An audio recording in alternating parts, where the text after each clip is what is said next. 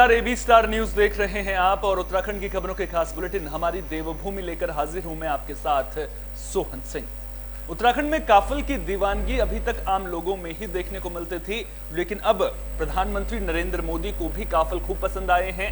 दरअसल पीएम मोदी को उत्तराखंड के मुख्यमंत्री पुष्कर सिंह धामी ने काफिल भेंट किए थे। काफिल खाने के बाद पीएम मोदी इसके दीवाने हो गए हैं। पीएम मोदी को काफिल इतने पसंद आए कि उन्होंने मुख्यमंत्री धामी को चिट्ठी लिखकर आभार व्यक्त किया है। चिट्ठी में उन्होंने लिखा कि देवभूमि उत्तराखंड से भेजे गए रसीले और दिव्य मौसमी फल काफिल प्राप्त हुए। हमारी प्रकृति ने हमें एक से बढ़कर एक उपहार दिए हैं और उत्तराखंड तो इस मामले में बहुत ही धनी है, जहां औषधीय गुणों से युक्त कंदमूल और फल प्रचुर मात्रा में पाए जाते हैं। काफल ऐसा ही एक फल है जिसके औषधीय गुणों का उल्लेख प्राचीन आयुर्वेदिक ग्रंथों में भी मिलता है।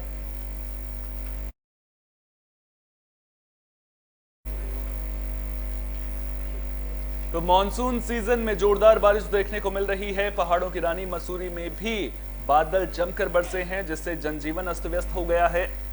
लोगों को खासी दिक्कतों का सामना करना पड़ रहा है। मसूरी देहरादून मार्ग पर NH 707 जेपी बैंड के पास भारी मलबा आने से मार्ग बाधित हो गया, जिससे मार्ग के दोनों ओर वाहनों की लंबी कतार लग गई। दूसरी ओर मसूरी की कई जगहों पर प्राकृतिक नाले बंद होने की वजह से बारिश का पानी लोगों के घरों में घुस गया है, जिससे लोगों के घरों में रखा सामान खराब हो गया है। वहीं लोग भारी दिक्कत का सामना कर रहे हैं।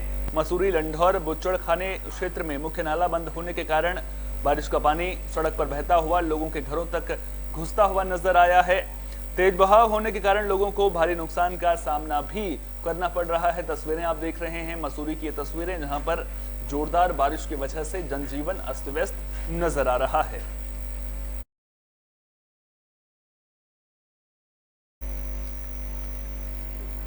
अगले साल लोकसभा चुनाव होने हैं, लिहाजा सभी पार्टियों ने तैयारियां तेज कर दी हैं। बीजेपी भी महाजनसंपर्क अभियान के जरिए 9 सालों में हुए विकास के कार्यों को गिनवाने का काम कर रही है। मसूरी में भी बीजेपी युवा मोर्चा द्वारा भारी बारिश में महाजनसंपर्क अभियान चलाया गया। लोगों से मुलाकात की गई और केंद्र की मोदी और पुष्कर सिंह धामी की बेमिसाल सरकार के द्वारा चलाई जा रही गरीब कल्याणकारी योजनाओं के बारे में जानकारी दी गई।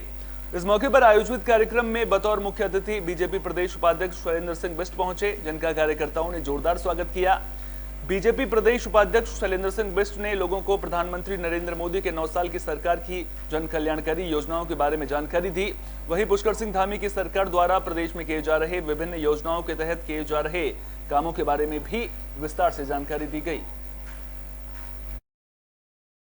पूरे देश के अंदर 9 साल बेमिसाल जो गरीब कल्याण योजनाओं के साथ जो देश के प्रधानमंत्री आदरणीय नरेंद्र मोदी जी ने 2014 में भारत के अंदर एक नए विकास को गति देने का काम किया है, भारत को एक नया नाम देने का काम किया है। आपने देखा होगा विश्व पटल पर भारत की जो छवि बनी है उसको एक नया आयाम देने का काम किया है। उन गतिविधियों को विकास के नाम पे जो भारत के अंदर विकास हुए उनको लेकर हम घर घर जाने का काम कर रहे हैं। ऐसे हमारे प्रदेश के यशस्वी मुख्यमंत्री आदरणीय पुष्कर सिंह धामी। सहसपुर विधायक ने भी जनसंपर्क अभियान के दौरान घर घर जाकर लोगों से मुलाकात की, सरकार की योजनाओं के बारे में जानकारी दी।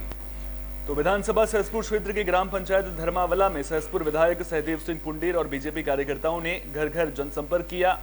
इस दौरान विधायक ने आमजन को सरकार की योजनाओं की जानकारी देते हुए केंद्र सरकार की योजनाओं के पत्रांक भी वितरित किए और स्टिकर लगाए और लोगों से मिस कॉल करवाकर साल 2024 के लोकसभा चुनाव के लिए नरेंद्र मोदी को प्रधानमंत्री बनाने के लिए समर्थन की अपील की। इस दौरान विधायक ने कई लोगों की समस्याएं भी सुनी और मौके पर ही संबंधित अधिकारी को समस्या का समाधान करने के निर्देश दिए। इस जनसंपर्क अभियान के दौरान लोगों में खासा उत्साह देखने को मिला। जनसंपर्क के दौरान बीजेपी कार्यकर्ता और पदाधिकारी भी मौजूद रहे। विधायक जी, आज आप यहाँ पे धर्मावला क्षेत्र में हैं, क्या है पूरा कार्यक्रम? आज धर्मावला क्षेत्र में बूथ नंबर 11 और 12 में महाजन संपर्क अभियान जो केंद्र सरकार के 9 साल माननीय आदरणीय प्रधानमंत्री नरेंद्र भाई मोदी जी के सफलतापूर्वक 9 साल, जिसमें हम लोग कह सकते हैं कि बातें कम काम ज़्यादा, 9 साल बेमिसाल ऐतिहासिक जो काम हुए हैं। आज महाजन संपर्क अभियान के अंकिता भंडारी के परिजन इंसाफ की गुहार लगा रहे हैं, लेकिन मामले पर सियासी तड़का लगता हुआ भी नजर आ रहा है। कांग्रेस पार्टी के वरिष्ठ नेता मनीष खंडूरी ने अंकिता भंडारी के परिजनों से मुलाकात की। मुलाकात करने के बाद मीडिया कर्मियों से बातचीत के दौरान वो भावुक भी नजर आए। मीडिया से वार्ता करते हुए उन्होंने कहा कि अंकिता भंडारी के परिजन लंबे वक्त से सरकार से मांग कर रहे हैं कि उनकी बेटी को न्याय दिलाया जाए, लेकिन लंबा वक्त बीत जाने के बाद भी परिजन दर दर भटकने को मजबूर हैं। मनीष खंडूरी ने कहा कि अब अंकिता भंडारी को न्याय दिलाने के लिए बद्रीनाथ से लेकर कोटद्वार तक आंदोलन किया जाएगा। कांग्रेस के वरिष्ठ नेता भी इसमें शामिल होकर इस आंदोलन में प्रतिभाग करेंगे। आंदोलन के जरिए अंकिता भंडारी के परिजनों को न्याय दिलाने का पूरा प्रयास किया जाएगा। मैं गया उनके घर कुछ बार चला गया हूं और जब भी जाता हूं दुख बहुत होता है और शर्म और भी आ रही है।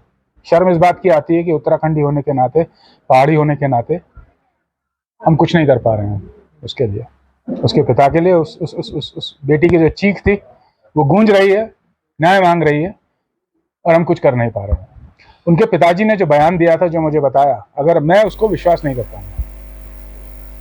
आगामी निकाय चुनाव और लोकसभा चुनाव को लेकर आम आदमी पार्टी एक्शन मोड में नजर आ रही है। आम आदमी पार्टी का पूरा फोकस उत्तराखंड पर नजर आ रहा है।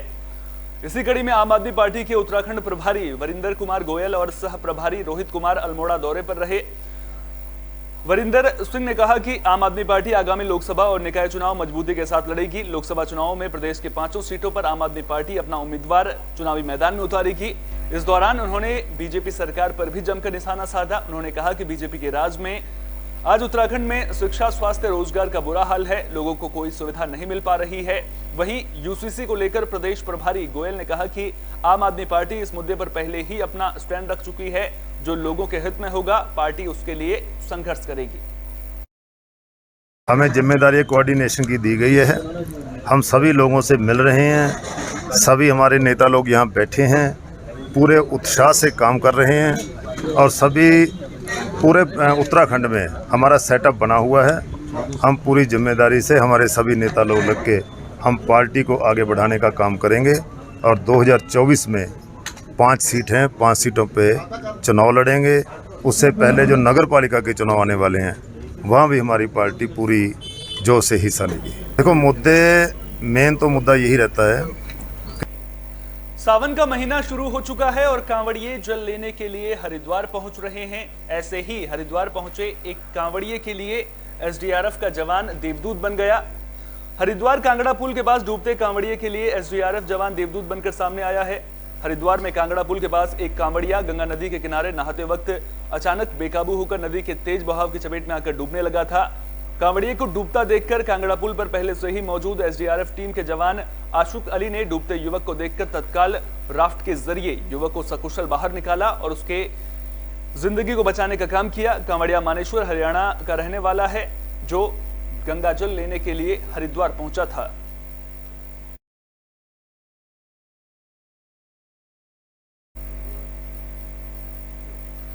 उत्तरकाशी डीएम अभिषेक रुहेला ने गुंदियाटी गांव में चौपाल लगाई है, जिसके जरिए उन्होंने लोगों की समस्याओं को सुना। सरकार जनता के द्वार कार्यक्रम के तहत डीएम पुरोला तहसील के दूरस्थ गांव गुंदियाट पहुंचे थे। अधिकांश समस्याओं का निराकरण अधिकारियों की मौजूदगी में मौके पर ही कर दिया गया। ग्रामीणों की प्रमुख मांगों को लेकर संबंधित अधिकारियों को तत्काल प्रस्ताव बनाकर उपलब्ध कराने के निर्देश भी दिए गए। डीएम ने कहा कि कृषि आजीविका की रीढ़ है और यहाँ का किसान अपनी खेती से जुड़ा हुआ है। पलायन न होने की वजह से यह क्षेत्र कृषि के क्षेत्र में अग्रणी रहा है। उन्होंने कहा कि लाल धान की पैदावार के लिए ये घाटी विख्यात है। इसे बढ़ावा देने के लिए एक जिला 2 उत्पाद में रमाई घाटी के लाल चावल को शामिल किया गया है। अभी यहाँ रात्रि चौपाल का आयोजन किया जा रहा है पुरोला ब्लॉक के गुंदियाट गांव में और इसमें विभिन्न समस्याओं पर चर्चा हो रही है, जिसमें कृषि संबंधित विषय हैं, सिंचाई की जो लोगों कृषकों को समस्या आ रही है और वहाँ पे ठोस अपशिष्ट प्रबंधन की और इस क्षेत्र को पर्यटन की दृष्टि से कैसे विकसित किया जा सकता है, उस पर एक परिचर्चा स्थानीय लोगों के साथ अभी हमारे द्वारा की गई है। तो इसी बारे में आज एक रात्रि चौपाल का आयोजन किया गया है। यह सरकार जनता के द्वारा जो कार्यक्रम है उत्तराखंड सरकार का, उसके तहत किया जाए। हरिद्वार जिले में अवैध खनन के खिलाफ प्रशासन मुस्तैद नजर आ रहा है। अवैध खनन की शिकायत मिलने पर खनन विभाग की टीम ने छापा मारा।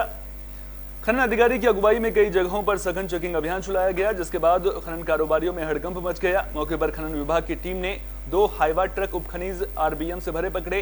कई ट्रैक्टर चालक खाली ट्रैक्टरों को लेकर वहां से भाग निकले। 2 ट्रकों को मौके पर पकड़कर सीज करने की कार्रवाई की गई है। हमारे द्वारा हरिद्वार क्षेत्र में लगातार अवैध खनन के खिलाफ कार्रवाई की जा रही है, जिसके क्रम में कल तहसील भगवानपुर के बुग्गावाला क्षेत्र में 2 वाहन अवैध परिवहन करते पकड़े गए थे, जिनको सीज करके थाना बुग्गावाला के सुपुर्द किया गया है।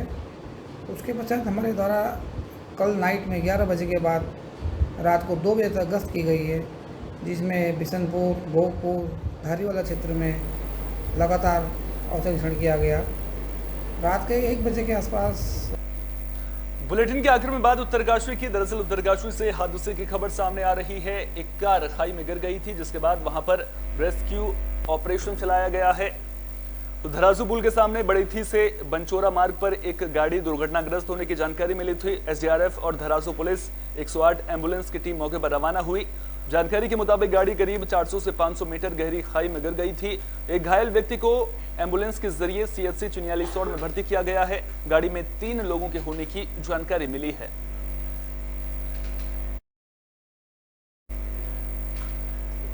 इस बुलेटिन में मेरे साथ इतना ही। देश दुनिया की तमाम अहम खबरों के लिए बने रहिए एबी स्टार न्यूज के साथ। फिलहाल दीजिए इजाजत। नमस्कार।